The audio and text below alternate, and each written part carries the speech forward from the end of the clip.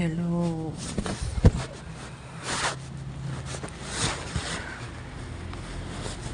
Today is October 30, Thursday.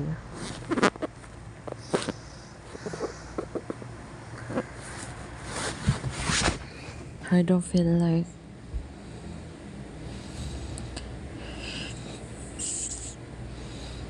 taking this video again.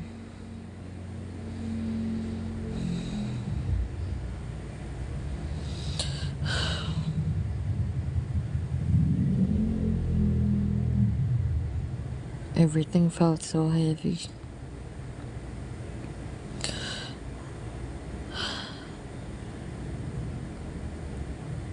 I wanna cry. I wanna scream.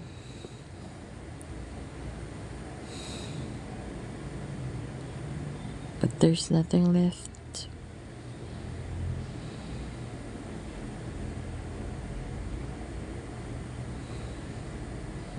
I'm just straight up tired.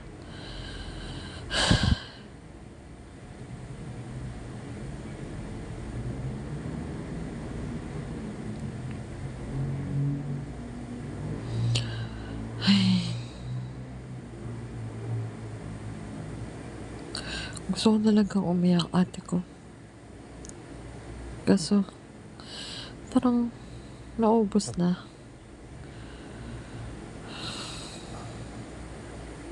Ubus na. Naubos na, ate ko. Ano ba yan?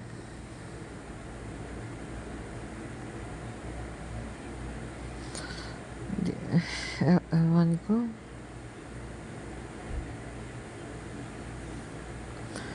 Pagod na ako. That's that. Pagod na ako.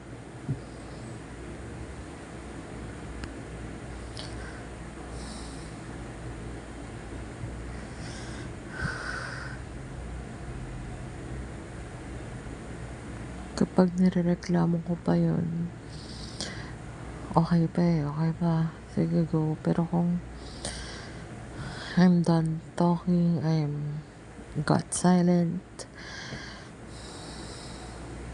and hindi na ako magsasalita regarding doon, that means pagod na ako. From asar to galit to tired to pagod na. Ayoko na.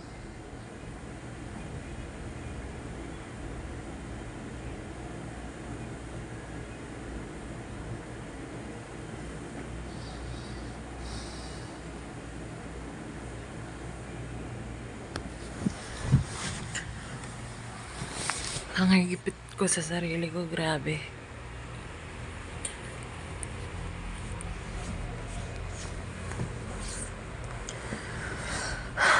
Pagod na ako. Alam mo yun, sobrang nai-stress lang ako. Day by day.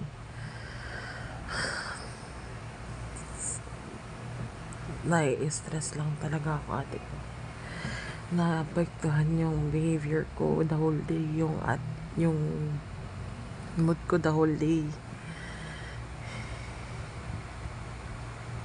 Kaninang umaga, makulit lang yung relative ng isang pasyente.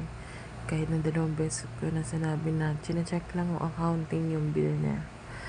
And the 3rd time na tinanong niya kung nasa na yung bill niya, kung may final bill na ba siya, napasigaw ako na, I mean, alam mo yun, may halang galit yung pagkasabi ko. Hindi naman super sigaw. Sabi ko, ma'am, 2 beses ko nang nakausap yan. Sinabi kong for checking na yung final bill niya. I don't know kung paano ako pagkakapraise, pero kapag alam mo seryoso ako, yun yung tone ko na malaking boses, malakas, and may impact talaga. Like, Kasi nga naaasar na ako. Ilang beses ko nang sinabi na chine-check ng accounting. Hindi naman agad-agad nasa cashier yung final bill nila. So, ayun. Sabi, kaya, ayun, napasigaw na lang. Hindi naman sigaw. Well, sigaw na rin yun. Napalakas kasi talaga boses ko. And, tumaas din yung emotions ko talaga. So, ayun. Super pagod. And, ewan ko, ayoko na.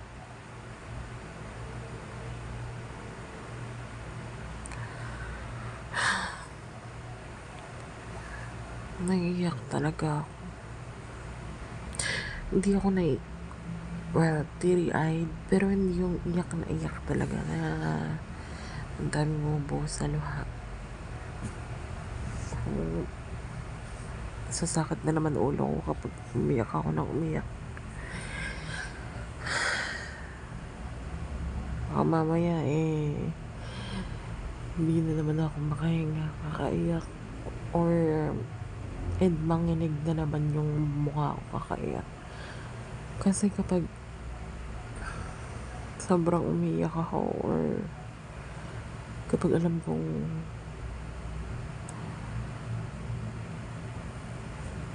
ano tawag doon, binuhos ko lahat ng iyak ko,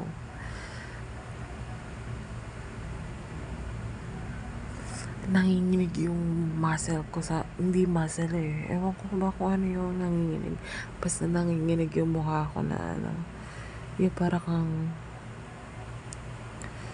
ewan ko ba kung ano yun, hindi siya parang pulikat na pulikat type na parang may tumatusok-tusok, hindi. Nanginginig talaga siya, as in nanginginig yung buong kalamnan ng mukha ko na hindi ko alam.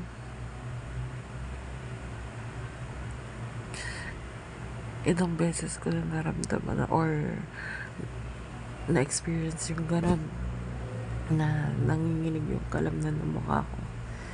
And I hope and I pray na sana wala nang susunod pa na ganun, kasi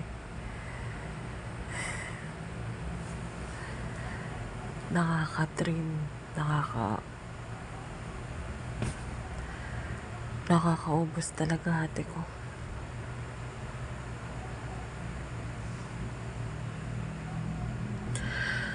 Pagod na lang din talaga ako.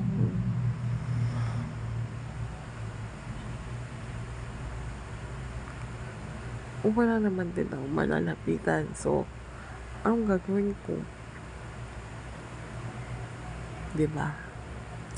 Takinang umiyak na naman siya. Parang tanga.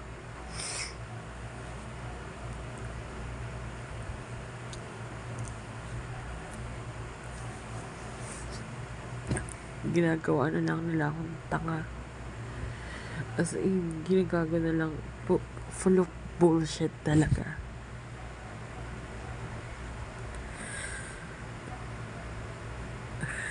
Hindi na to about sa work ko about na to sa personal life ko na. Sobrang drain ka na nga sa trabaho mo.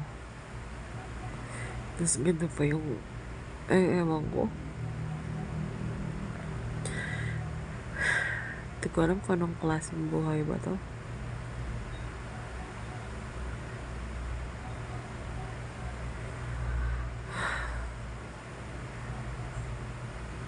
Level gap, kumbaga.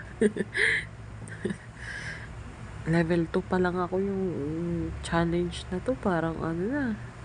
Level 10, ate ko. Ano ba yan?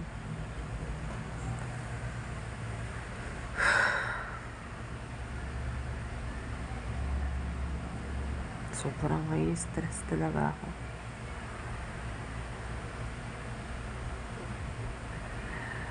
Ewan ko, ma-share ko din dito yun. Or share ko na ngayon, sige. Hindi ko alam kung maawa ako sa sarili ko or what. Dahil more than 1 year na ako nagwo-work. More than 1 year na ako nagwo-work. Sabihin na ilang months na ba? 14 months. Kasi August last year ako nag-start mag-work. Then, October na ngayon pa November. So, 1 year and 2 months na ako nag-work. Kaso, wala pa rin akong ipon. Alam mo yun, kahit na anong, ewan, hindi ko na din alam.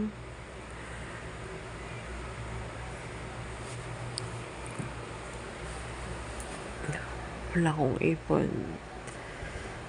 Every time na sasabihin ng father ko na, pwede bang pahiram mo na ako ng gantong amount, babalik ko din sa Saturday or what. So, sige, binigay ko. Then after or on kapag Saturday na, wala na. Di na din mababalik. Then the next time, pahiram ako ng balik ko sa gantong araw. Wala pa din. The first time na, hindi naman first time, like yung pinakamalaki kong pinautang ng minsanan is 20,000. Wag na nga pinautang, binigay is 20,000. Kasi daw, ibabalik by November last year. Kasi hindi naman nabalik. And by December, sabi niya, bigyan mo muna ng gantong amount si mama para may panggastos daw, kineme or pambayad sa utang na ganun. So, sige, bigay ako. Kaso, lumaki lang din ng lumaki yung nakukuha nila. Kasi walang nababalik. Yung natatandaan kong pinautang ko na is nung una 32,000 last year December 32,000 if I'm not mistaken. Then this year nung July, ewan ko kung July ba yun or February, ewan ko na, basta 10,000 sabi babalik daw. Tapos after that, wala na naman. Then the next, mayroon doon ng gantong amount, ibabalik. Wala. Nabalik naman yung yung amount na yun. Then, after that, nabalik na yung 7,000 na yun. Na inutang nga last time, tapos binalik niya 7,000. Then, umutang ulit ng 13,000. Tapos, binalik. Kasi, inutang na naman. Hanggang sa, yung inutang na yun, hindi na naman nabalik. Tapos, uutang na naman. Tapos, parang malilimutan. Tapos, yung susunod na utangin, yun yung maalala na pabayaran, ganun, na parang nagka-amnesia or parang nawala. Hindi naman nagka-amnesia, naman nun, parang nawala yung nakaraan nakuha.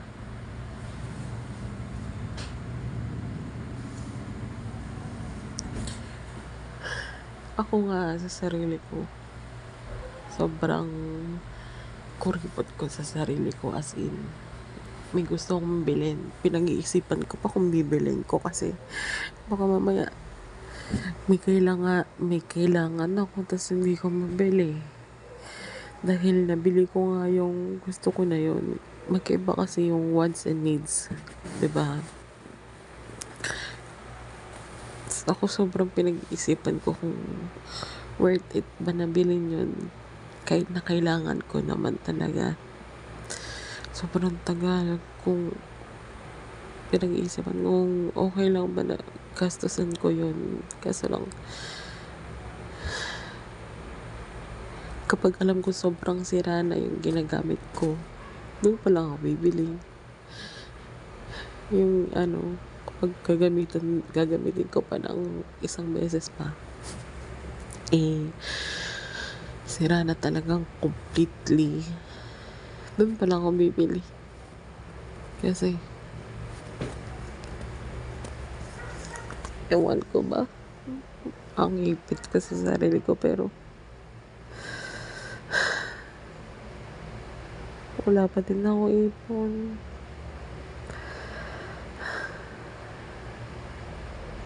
₱23 na ako. Kahit magkano lang wala. Nahihirapan na din naman ako.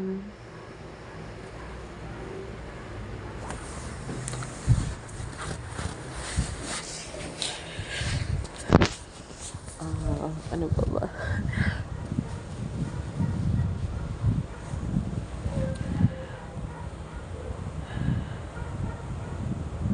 Yung pinag-iipunan kong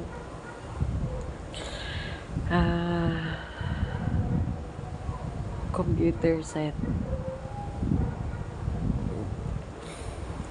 Since June, July ko pa talaga pinupush na pag-ipunan. Kahit before pa ako talaga nagpupush na pag-ipunan siya. Last year, December pa. Pero, super pinush ko yung sarili ko na ito, pag-ipunan ko talaga tong PC set na to. Para magkaroon ako ng other income sa online. Kahit na part-time akong VA or what sa online, diba? Kapag after ko ng full-time job ko, kahit 8 p.m. to 12 a.m. go. Basta meron ako extra income. Kaso wala. Since July, June, ang hawak kong pera, 13,000. Ate ko, magno-November na. Pera ko, 5,000. Nandun pa sa isang umutang yung 9. Sabihin na natin 7,000. Sige, 13,000 ate ko. 13,000 pa din. The same pa rin since that fucking month. 5 months ago.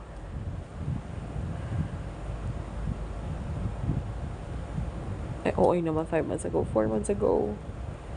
Same pa rin.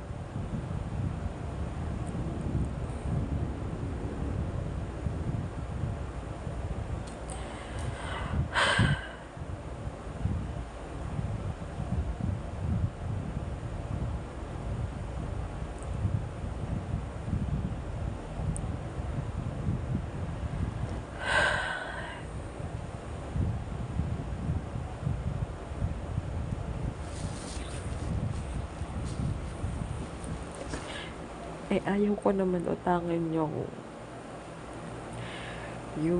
computer na yun kasi ang laki ng interest ate ko. Mas okay nang iniipunan ko talaga para sa sarili ko. Iniipon ko yung pambili ko nun, and kinda same length lang nung months yung pag-iipon ko and yung babayad ko monthly doon. If ever man na kumuha ko ng loan para dun sa easy na yun,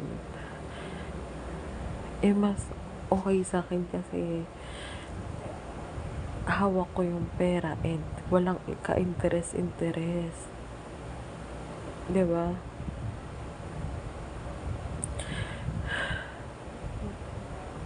Tsaka ayoko nang may utang talaga. That's that. Ayoko nang umuutang. Ayoko nang may loan. Ayoko nang may hinuhulugan.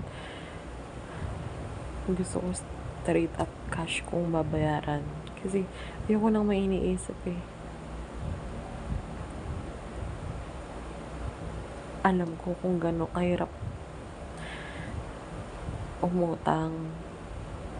Kasi baon din yung mother ko sa utang eh.